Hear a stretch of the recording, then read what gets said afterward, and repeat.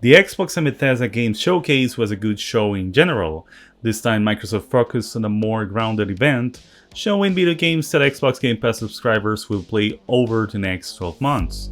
It offered updates from ongoing video games, a glimpse of very creative small projects and already announced big budget titles. I'm Leo S. Luna, former reviews editor and now a video content creator, and on this episode I managed to choose 7 titles that piqued my interest overall and I want to deep dive in.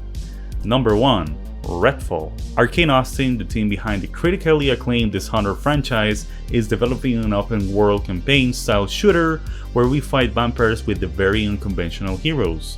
We can enjoy the campaign in solo or co-op, and this will change vastly depending on the type of hero chosen and how we play. This will be the very first multiplayer game from Arcane Austin that I can remember, and I suppose a lot of fans are somehow worried because of that, but the more I read and watch the title, the more I got the idea. Redfall is a coastal town in Massachusetts where a typical experiment breaks loose and creates a wide number of vampires that eventually take over the city and block the sun with an eternal eclipse. You can choose up to 4 different heroes with very different skills: a biomedical engineer, a sharpshooter, combat engineer with a robot companion, and a cryptozoologist and aspiring inventor. Arcane Austin was very keen on inviting players to try the game in solo or in co-op. That alone tells me the solely focus of the gameplay experience itself, and if you play Dishonored games, you may know how open-ended are the approaches of each area, where you have to use every tool and world elements to traverse every level and defeat or not the enemies. I guess the experience will change of the amount of players. The press article also talks about upgrading skills and randomized weapons. There's also a level hierarchy on vampires in a way that each enemy group will behave differently as far as you go. You will face even more intelligent enemies, something as a horror fan myself can appreciate. Come to think of it, there are not many vampire games around, only up until now, so extra kudos for that. As a co-op shooter enthusiast myself, I'm looking for more verticality, exploration, and in this time, personality on characters. The latest I tried was Back 4 Blood, and even if I brought back the spirit to the subgenre, the level design still feel uninspiring at the beginning. And for these games, it's important to have both solo and co-op experiences well balanced, while also keep varied encounters. Number 2. Scorn is an atmospheric first-person horror adventure game set in a nightmarish universe of odd forms and somber tapestry. I've been following this title since I saw it on the Easy Alex podcast, and it's this kind of game that the less I know the better, and Serbian developer Ep Software has been working on this project for 7 years so far I know. Basically, you end up in a decaying city of once a glorious industrial civilization, and your goal is to explore it and make up your mind about it. This world is open-ended with maze-like structures and different paths to discover. Every action you take happens in real time, with clean yet gruesome gameplay and no cutscenes that might distract you. As you can see, there's full awareness of your body, for it will be essential to solve puzzles, activate instruments, and equip items. Your bare hands will be part of this cohesive world, which by the way is very similar to the horror-esque mind of H.G. Geiger. Of course, as a fan myself of this renowned artist, I have to try this one out and see how inspired this game feels to the original art. Scorn is not precisely a shooter with its limited ammo, and that sometimes we have to decide to fight or stealth throughout the dreamlike city. I haven't tried this game yet, but by just watching it, I'm glad they decided to have a clean interface and animations without any interruptions from HUD or texts. Visual narrative is a great way to immerse players in the lore while inviting them to match every piece of the plot and make up your own opinion about it. All in all, I think it is a perfect fit for Halloween's calendar and great news for us horror fans that are basically sucking up a lot of goodies from out to 2023. Remember, it would come out on Game Pass, Xbox and PC, and it is currently 10% discounted on Steam. Number 3. Flintlock, A Siege of Dawn, a very sweet surprise from a small studio that already showed potential on his previous video game, Ashen. In Flintlock, we join Norbanek and his trickster companion Enki on a journey to avenge his father and start a vendetta against the gods. In this open world action RPG, we'll learn how to use a battle axe with gunplay and some magic spells. It's all about making combos and defeating enemies with style. City of Dawn is the name of the world with Deep Dive, a place with lots of desert sands, cavernous ruins, and a lot of scenery inspired by New Zealand's landscapes. I know Ashen is an inspired Souls-like video game that is different enough to stand out. Even Flintlock goes on its own route, considering we'll have a companion and the character only depends on 2 weapons. So far I know. Still, I'd like to know more about the gameplay mechanics and how are we interacting with the city. Are we speaking with other characters? Are we solving puzzles with Enki? Still, Dev Diaries show a lot of promise from this game with an already likable protagonist, and I can't wait to try this game out. Number 4. Cocoon. A puzzle adventure title with the unique take of exploring worlds within worlds.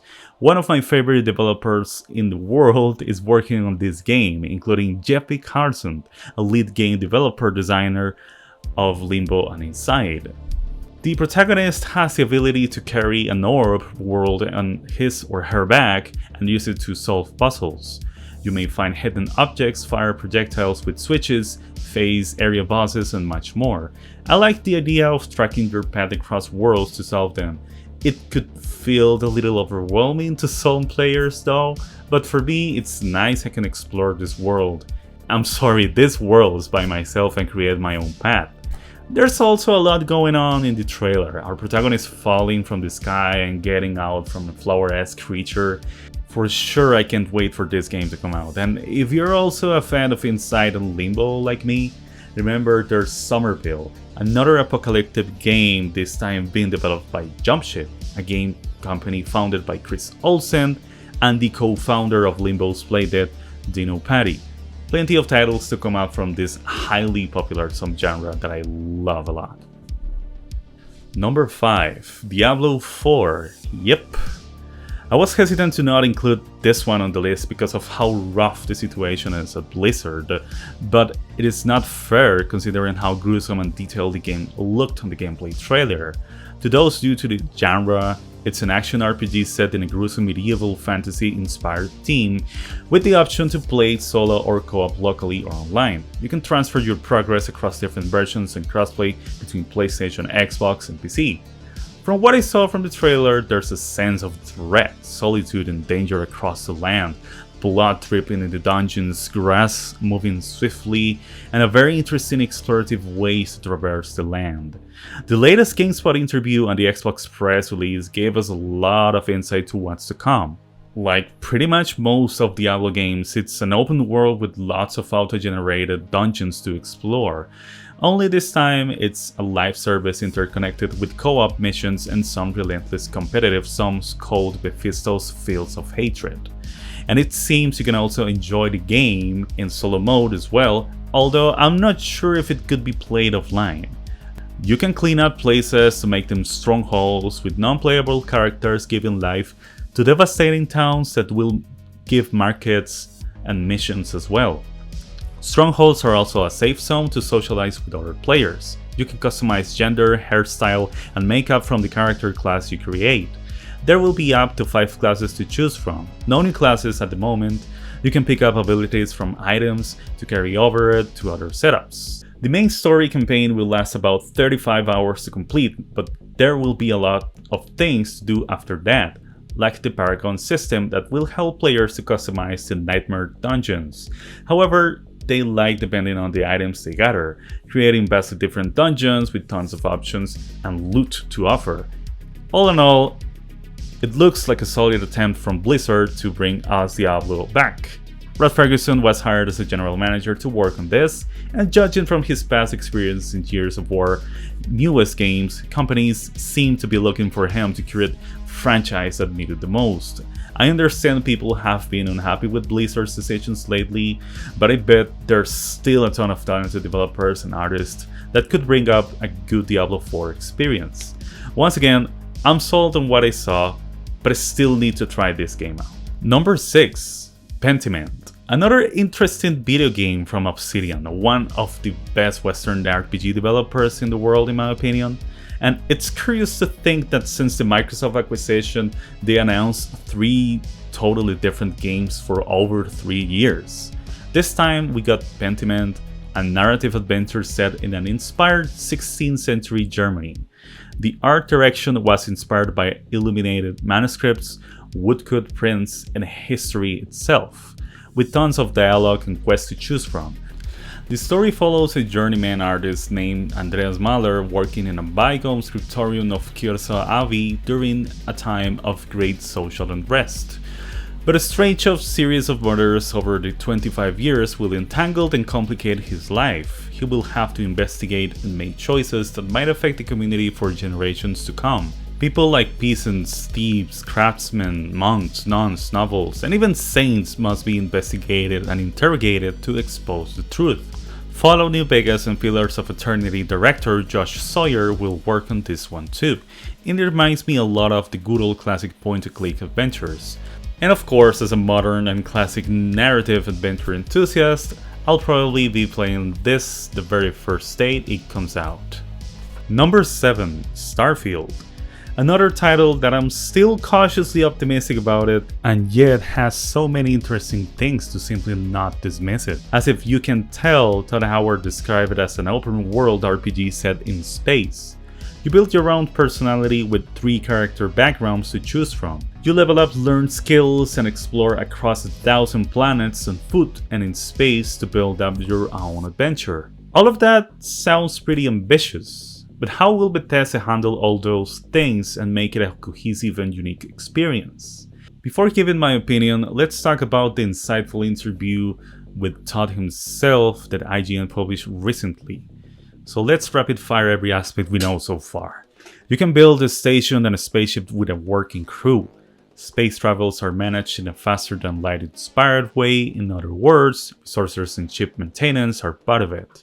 Space combat is kind of inspired by MechWarrior and can end vastly different situations. You can destroy or escape your enemies, you dock other ships and explore them, even steal them. But there is no ship landing between space and planets. There are about 20 character backgrounds to customize your protagonist. 4 are the big cities in the game, including New Atlantis, the one we saw on the gameplay trailer. Some of the planets are manually crafted by Bethesda developers and artists, and most of the storyline missions will occur on those planets. The rest are procedurally generated planets with a system that was developed over the years by Bethesda itself. And lastly, the main campaign will take about 40 hours to complete, where we found some strange artifacts that nobody knows exactly what they do. From what I saw in the trailer and based on this interview, it seems that Starfield should be on point to what their games were offering years down the line. I like the art direction, and space exploration sounds thrilling enough for me. It'll look good in the 4K trailer, and I don't think it's fair to compare it to another game that has a different graphic engine that behaves totally different. But in the technical department, well, hand-to-hand combat doesn't look all that polished, and frame rate roughly goes into 30 FPS. Gameplay-wise, it doesn't feel like a next-generational game, and it seems we have to get used to Bethesda's good old graphic engine. I like to think the narrative will give us meaningful decisions during gameplay, but Fallout 4 did not impress me at all with that. A lot of narrative choices to have strong consequences in the story. It is all about living in the world. For creative type gamers, I think it still looks like a perfect game, but more linear and story-driven type of players might wait for another gameplay reveal later on. Also, keep in mind that the game base is just half of the fun, as Bethesda games are famous for receiving thousands of mods that will enhance or change the experience based on tastes. And that's it! So those were my top 7 picks from this event. Before I finish, let's share some thoughts in regards to the rest of the show, and obviously, not everyone shares the same favorites, so let me know down in the comments which are your most anticipated games. Don't forget to like, share this video, and subscribe to my channel for more content like this. Alright, so surfing over the internet, I noticed Some people did not like their postponing a lot of releases from the announced studios. Examples like Hellblade 2, Indiana Jones, Fable, Gear 6, about State of Decay 3, well, totally missing. And I personally think there are enough titles to cover up until June 2023. And of all places, Team Cherry released a new Hollow Knight Silksong trailer, which obviously caught by everyone by surprise. Still no release date, and this studio is pretty much not tied into publishing release dates, although Microsoft said that every title that was announced will come out in a 12-month span. Honestly, I think that's too much of a compromise for a studio to make, if you ask me. And I prefer that studios will feel more comfortable with their time. The same goes to Forza Motorsport, which it feels it's in good shape, by the way. They showed us fantastic footage of the game in action with a perfectly crafted simulated environment and car physics, which, by the way, is already breaking the 2-year cycle of release. Microsoft showed us a strange deal with Riot Games where they'll unlock every character from their games via PC and mobile. I'm not sure how to feel about it. It's always good to see goodies unlocked, but I was expecting to see game releases to be published on Xbox, not precisely this. But I prefer to ask you, specifically the Riot Games community, what do you think about it? Do you feel okay with this? Like giving every champion from League of Legends to every Xbox Game Pass subscriber? I don't know, you tell me down in the comments. Justin Roiland's High on Life looked interesting enough, and probably we'll see a lot of Rick and Morty humor all around. A Plague Tale Requiem is looking darker yet improved over the previous title, a solid survival horror that I can't recommend enough. The Last Case of Benedict Fox looked cool, but still I'd like to know more about it. Of course, we have a lot of updates from old games, which is always nice. Especially the Hot Wheels expansion from Forza Horizon 5, which, by the way, you can customize your own racetracks. Vin Diesel is looking very strange in Arc 2, and finally Persona games coming for the first time on Xbox PC and Xbox Game Pass, and that was a very pleasant surprise.